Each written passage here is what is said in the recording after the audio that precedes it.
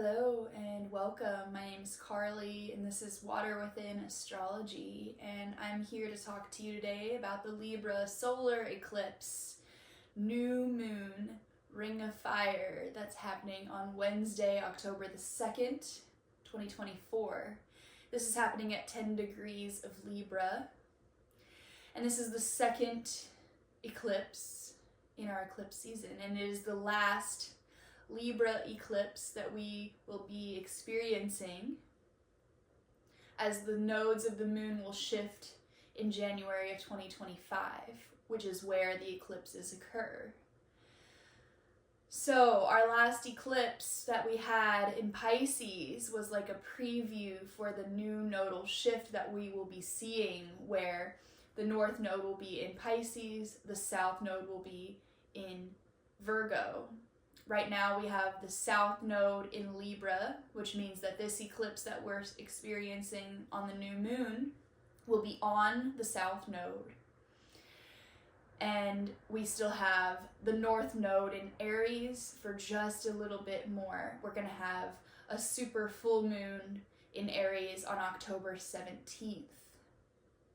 And so this new moon will be planting seeds that we'll see come to fruition on the 17th of October when the moon is in Aries. And I feel this eclipse dealing so closely with relationships because Libra is a relationship sign. It's the balancing of the scales, the balancing between you and I, or self and other. Whatever our relationships might be, romantic or otherwise, we are being called to see where they have been out of balance. The south node is what we are letting go of. The south node is known as the tail of the dragon in Vedic astrology, K2. It's literally what we are releasing, the tail as in the butt, the anus, what we are excreting from the body, what we are done with and letting go of. And how fitting is it that we have seen the equinox, which is the first day of Libra season, the day the sun moves into Libra, the constellation of Libra, and we are finding the first day of fall is the equinox, and we're seeing now, as without so within, nature reflecting this letting go process that we're being asked to partake in here with this new moon. I personally have had deep connections with the energy of the reflection in nature. Lately we've had so much rain. We've had, of course, the hurricane is moving through in many areas right now, and it's happening here as well. So we're seeing heavy rainfalls, we're seeing branches falling, dead weight being released by the trees, and we are seeing flooding, which actually was initiated at that Pisces full moon that we just had, the first eclipse. Pisces rules the ocean and water and flooding, and can sometimes result in that way. So wherever you are in your process, because eclipses are fated events, eclipses are asking us perhaps to move into a new timeline. And I have felt that so deeply in my life, especially at the beginning of this eclipse season. So wherever we're at in this process, maybe we're feeling like we have jumped into a new timeline. Maybe we are starting to see new patterns and new results of our patterns and our habits and things that we're being asked to change. Maybe we're feeling that resistance now here with the South Node of what it is we still are clinging to, that we have yet to let go of. But in order for us to truly move into the new timelines, we have to be able to let go fully of everything that could stop us from moving there. And that can be difficult. Libra and it is an air sign. So hopefully we are feeling a lightness. We're feeling a calling into deeper communication. This new moon is happening exactly conjunct Mercury at 10 degrees of Libra as well. And it's also happening at a conjunction with Black Moon Lilith. Black Moon Lilith is a point in the atmosphere that is unchanging, but it is where the myth of Black Moon Lilith, who is Adam's first wife, that isn't really known by many people. She was allegedly not okay with being subservient to Adam. So she left the Garden of Eden and decided that that was not the role that she was going to play. And so as a result, her story has been contorted and twisted by the Orthodox Church. And she has been known, if you know her, as a demon who eats babies, who is a shameful being because she had rage.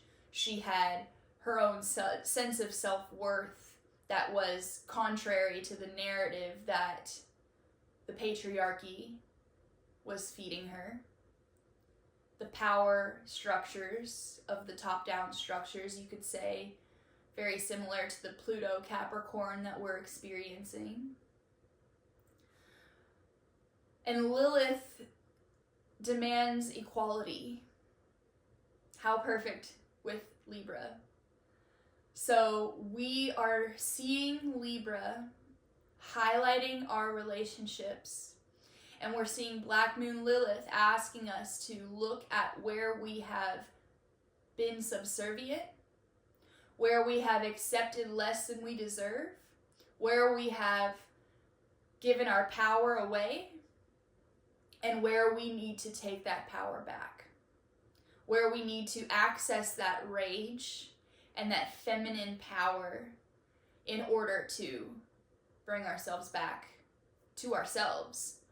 When we self-sacrifice in our relationships, it's a self-sacrifice, it's a self-betrayal. Libra has trouble with boundaries because Libra is the sign of equality, and it can sometimes be overly compensating to meet the needs of others, and then therefore self-sacrificing. This is a disservice. Even though the intention of it is to have peace, to avoid conflict, to whatever it is, when we ignore our own needs, there is no peace. We only have peace when we are at peace too. There is no peace when we are self-sacrificing to keep the peace. So we're being asked to see where that's happening in our lives as well. Maybe this has been happening for a long time. Maybe we've been pushing down the feelings around those situations for a long time. And maybe they're being stored in the body. And maybe now they're manifesting as physical ailments. I know that I've been experiencing that in things that I know that I've needed to let go of, and I've been in this long process of letting go of.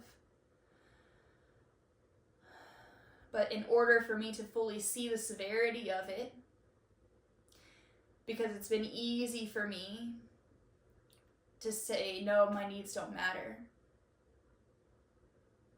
It's been this process of learning what my needs are and simultaneously learning where I have pushed them to the side and played small. And so because of the physical ailments that are manifesting, I'm finally seeing the severity of the situation.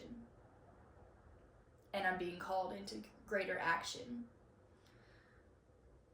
So because the moon is conjunct Mercury, like I said, at 10 degrees of Libra, we're being asked to receive the messages, whether that's from our body, whether that's from our relationships and the way we interact, in the way we communicate with each other.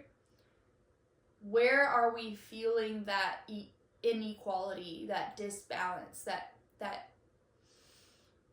we can now find a way to bring ourselves back?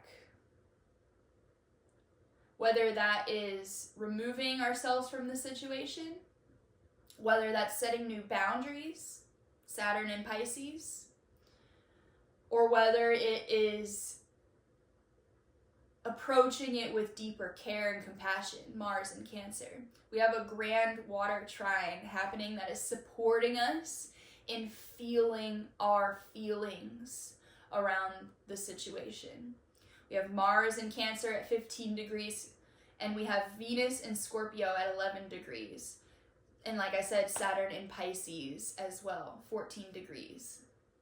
That's creating a grand Earth trine, and that is a supportive transit, helping us to feel our feelings. Water signs, we're feeling our feelings. And it is supporting us in being able to hold ourselves there. Mars and Saturn are both masculine bodies, celestial bodies, that are taking action, Mars, and Saturn being disciplined and holding our boundaries. Mars in Cancer can sometimes be explosive and reactive, but I think that with Black Moon Lilith here at the moon, we're being asked to explode to some degree. And let it be this healing experience rather than something that causes more destruction outside and we're pointing fingers or whatever, we're playing the victim.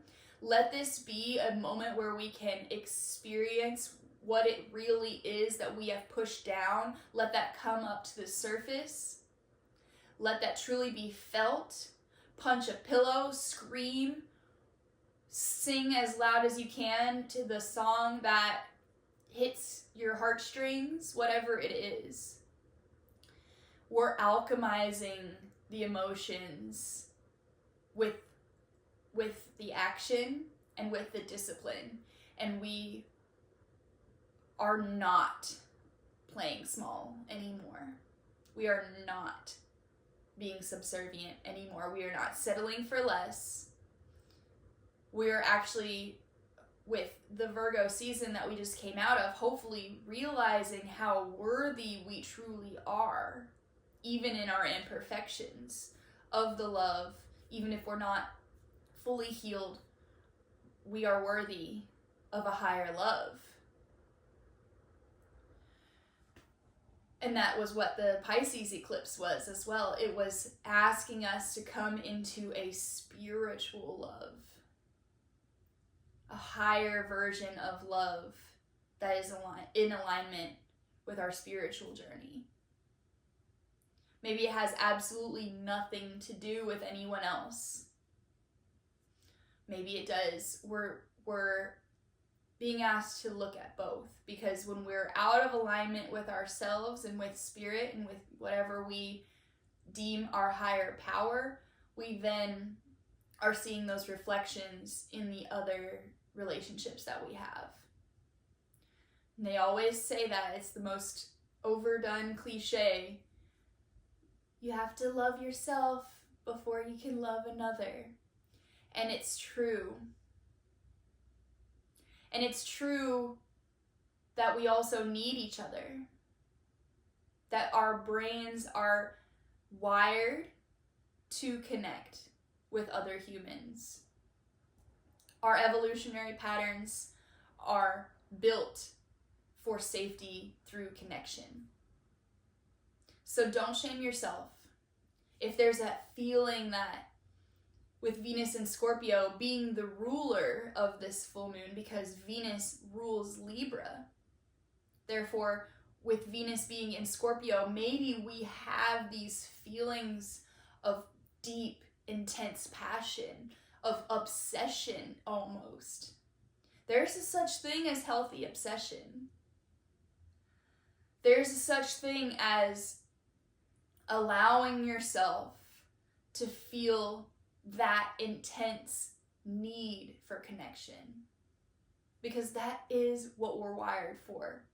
And I think a lot of society and our conditioning has decided to demonize that. You don't need anything else. All you need is within you. Biggest spiritual new age lie that we are seeing permeating this current generation. Yes, it begins within. Yes, it's an inside job. But let's not completely discredit any need that we do have for connection. There's nothing to be demonized about that. About true connection, about true coming together, and in a healthy way. Not in a codependent way, because that's Libra. Not in a way where I'll just do anything if you love me. I will do anything to keep you. We have to remember that we cannot miss out on what's meant for us. And that's truly what eclipse season is showing us. These fated destiny moments where things are just happening without us having to work for it, without us having to do anything, because we are getting in alignment with ourselves. That's the work. That's the only work we have to do. We're getting in alignment with ourselves and with our soul purpose, and therefore we're seeing the results mirrored in our reality. So the South Node obviously is here in Libra. We're being asked to let go of the dead weight so that we can move into these higher new timelines that the eclipse is showing us, that preview of Pisces, the new paradigm that we're moving into, this higher spiritual love. And it's not pretty. Black Moon Lilith is not pretty. It's the dark feminine. It's the deep rage. It's the deep rebellion. She rebels against what was put onto her, the role that she was assigned to. She said, hell no. Get me the fuck out of here. This is not who I am. And she owned it. And that takes guts.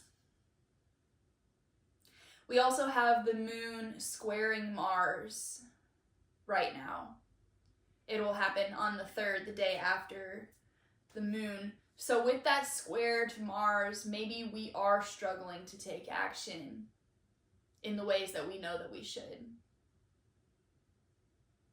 But with that grand Earth trine, we're being asked to tune into our deeper feminine knowing, our intuition, and asking, what is it that we truly know? What is it that we've been pushing down that we know? We already know. We have that deep inner knowing.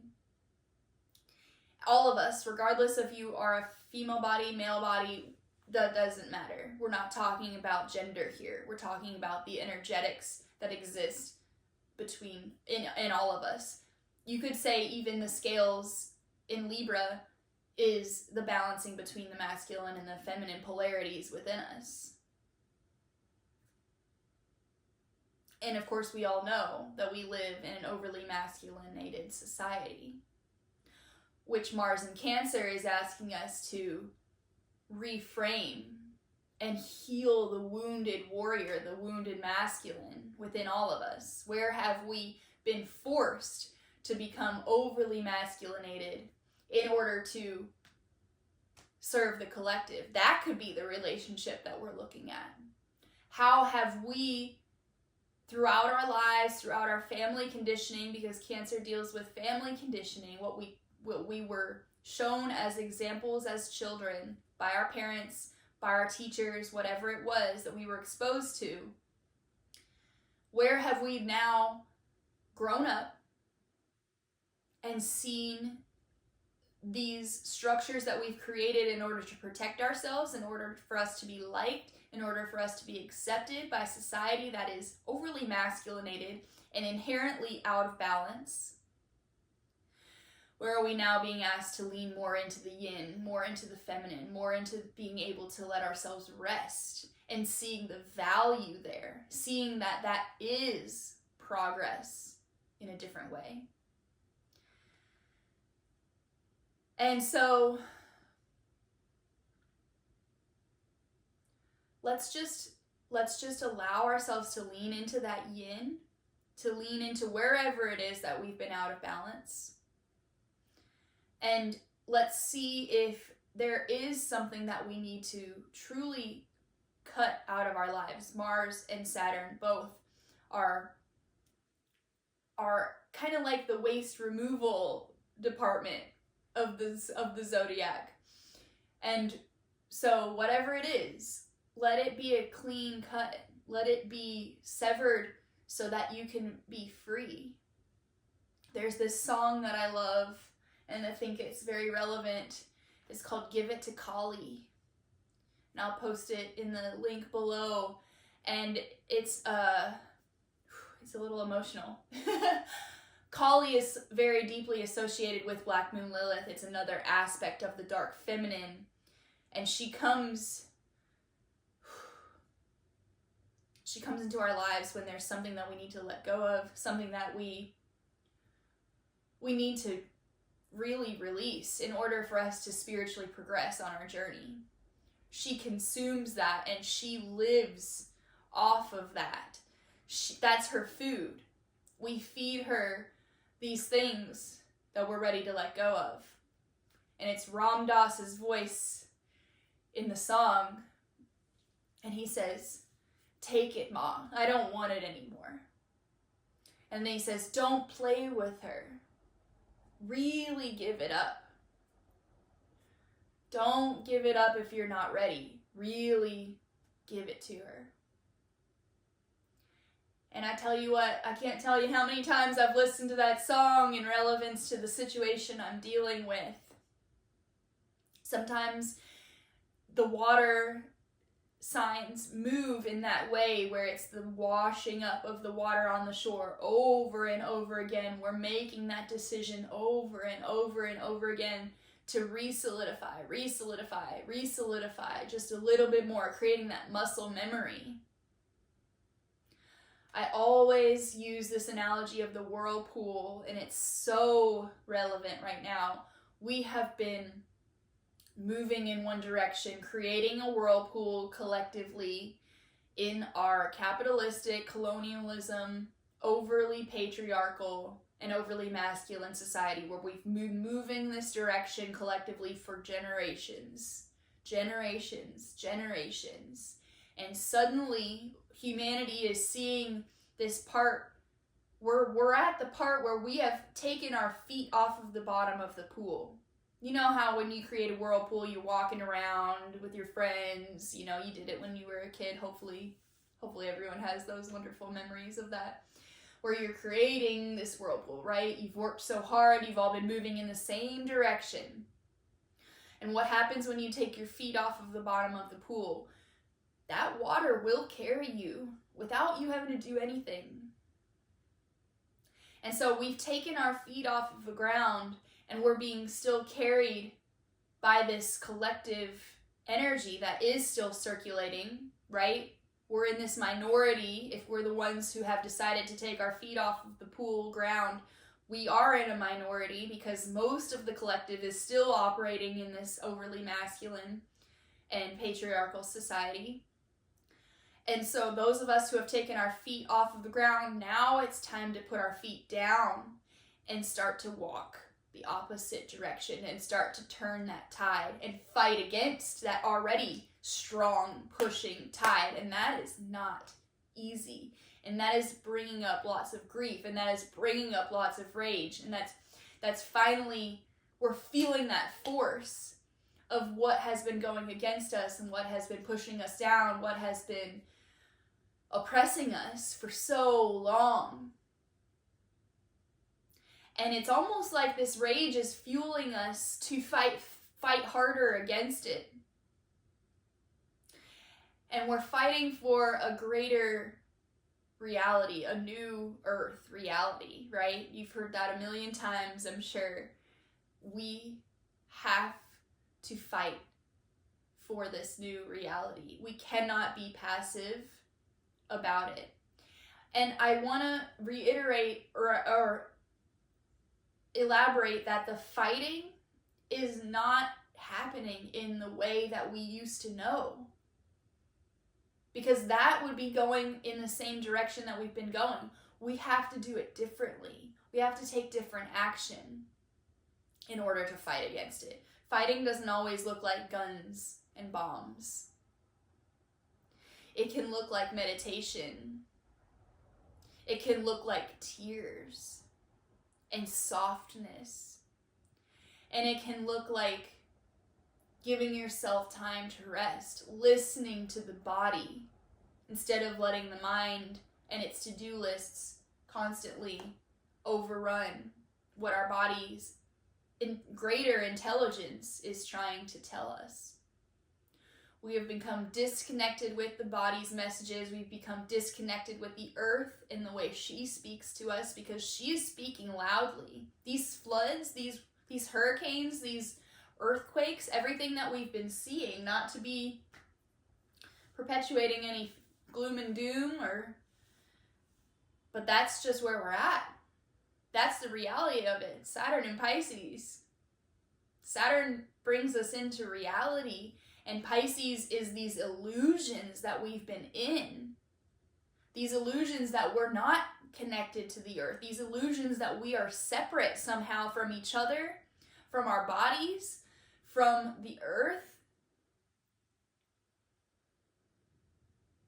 We are really seeing it all. Slowly, bit by bit, it's being unveiled. And as we get closer to Halloween, also known as Samhain, that is when the veil will be thin. And we will have wiped the sleep from our eyes.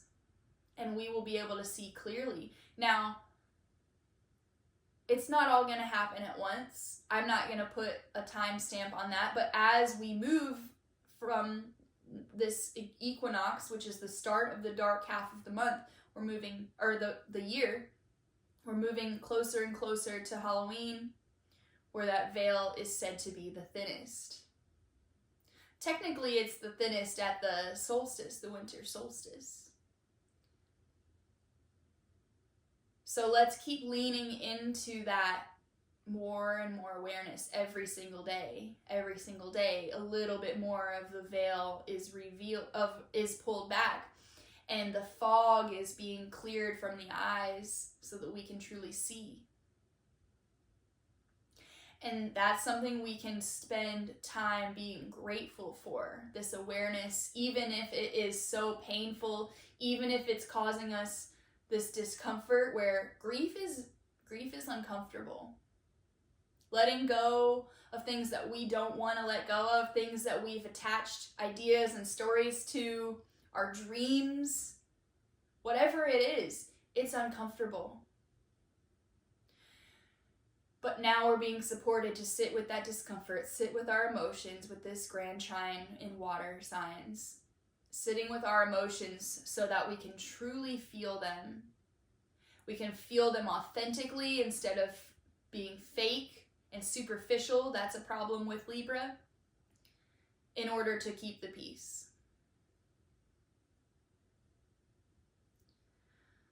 I want to end with this poem from my Wee Moon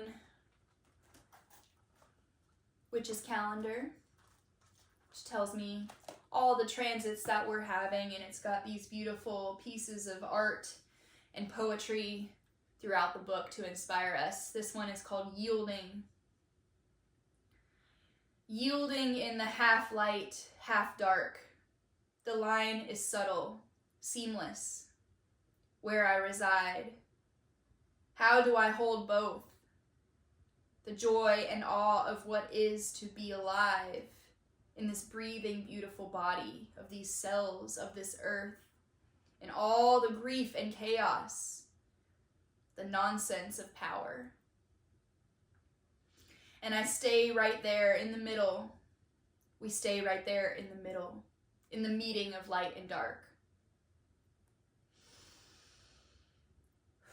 What if we stopped in the subtlety, slowed down a little more, so that we can open up to another kind of listening, so that the next brave and useful step can emerge, reveal itself, so that we can make space for the revolution of our lives occurring in each breath, yielding to a balance within.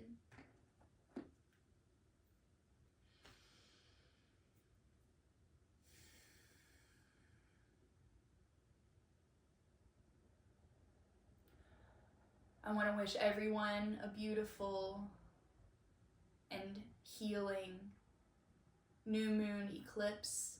Allow the grief and the tears that we shed to feed the seeds that we're planting in this dark moon time. Allow for these dead branches and things that we're letting go of to work as compost and work as new fertile soil for the new life that's coming. Thank you all so much. See you next time.